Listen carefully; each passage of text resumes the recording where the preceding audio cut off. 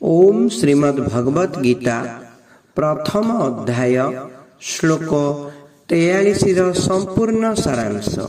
दोषेरैते कुलघ्नानां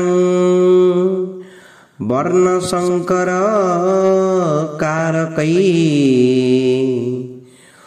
उच्चाद्यन्ते जाति धर्मा कुलधर्माश्च शाश्वताः। एही वर्ण संकर उत्पत्ति कारक दोष गुड़िक जोगु कुलघाती मानकर सदा कालरू चली आसुथुवा कुलधर्म और जाति धर्म नष्ट हो जाए। व्याख्या दोषै रेतै कुलघ्नानां कुलधर्माश्च शाश्वताः। युद्धरे कुलक्षय हेले कुल सहित चली आसुथुवा कुलधर्म मध्य नष्ट हो जाए। कुलधर्म नष्ट हो गले कुलरे अधर्म वृद्धि हुए। अधर्म वृद्धि हेले स्त्री माने दूषिता हो जाती। स्त्री माने दूषिता हो गले वर्ण संकर जन्म हुअन्ति।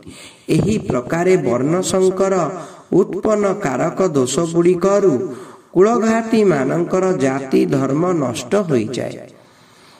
कुल धर्म और जाति धर्म कौन?